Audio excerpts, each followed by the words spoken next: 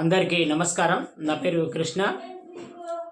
మన తెలంగాణ రాష్ట్ర ప్రభుత్వం తెలంగాణ ఉద్యమ సమయంలో ప్రజలందరితోటి మమేకమైనటువంటి ఉద్యమ స్ఫూర్తిని రగిలించిన తెలంగాణ తల్లి విగ్రహం కాదని ఇప్పుడు ప్రభుత్వం అధికారికంగా మనకు తెలంగాణ తల్లి విగ్రహాన్ని ఆవిష్కరించడం జరిగింది. అందుకు నేను ప్రభుత్వానికి ధన్యవాదాలు తెలియజేస్తా ఉన్నా, అధికారికంగా తెలంగాణ తల్లి విగ్రహాన్ని రూపొందించినందుకు. అయితే ఇక్కడ నాదొక ప్రశ్న. నేను తెలంగాణ తల్లిని అవమానించడం లేదు. ముందుగా నా ప్రశ్న ఏమిటంటే, తెలంగాణ తల్లి 4 కోట్ల తెలంగాణ ప్రజలకు తల్లి అంటే తెలంగాణ తల్లి కంటే గొప్పవారు ఎవరూ లేరు. తల్లి ఎప్పుడూ గొప్ప స్థానంలోనే ఉంటుంది. ఆ తెలంగాణ తల్లి బిడ్డలం మనందరం కాబట్టి మనందరికంటే గొప్పవారు తెలంగాణ తల్లి.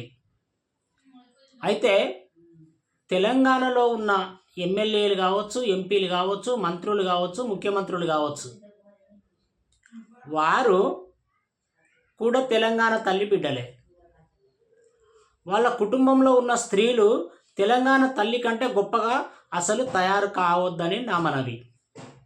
తల్లి కంటే ఎవరు గొప్పగా తయారు కావాలని కోరుకోరు.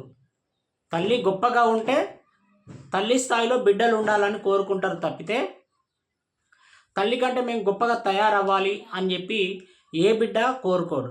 కాబట్టి మరి ఎమ్మెల్యేలు కానీ, మంత్రులు కానీ, వీరి కుటుంబంలో ఉండబడిన స్త్రీలు కూడా తెలంగాణ తల్లిని మించి ఏ రోజు తయారు కావద్దని, ఏ ఫంక్షన్లైనా, పెళ్ళిళ్ళైనా, పేరంటాలైనా, ఇంకే సందర్భంలో కూడా తెలంగాణ తల్లిని అవమానించే విధంగా వీళ్ళు తయారు కావద్దని చెప్పేది నా మనవి. ఎందుకు అంటే తల్లి కంటే గొప్పగా ఉండాలని ఏ బిడ్డ కోరుకోడు. కాబట్టి ప్రభుత్వము ఏదైతే సగటు మధ్యతరగతి కుటుంబంలో ఉండబడిన స్త్రీ రూపాన్ని మేము ఇక్కడ తీర్చిదిద్దామని చెప్పడం జరిగింది. సంతోషం. ఏ మధ్యతరగతి మహిళనైనా ఉన్నత స్థానంలో నిలబెట్టాలనే ప్రణాళికలు చేస్తూ ఉంటాయి ప్రభుత్వాలు. కానీ ఆ మధ్యతరగతి మహిళ ఎప్పటికీ మరి అదే రకంగా ఉండాలనే ఉద్దేశం ఉందో ఏమో తెలియదు. కానీ మొత్తానికైతే ఒక నిర్ణయం తీసుకోవడం జరిగింది.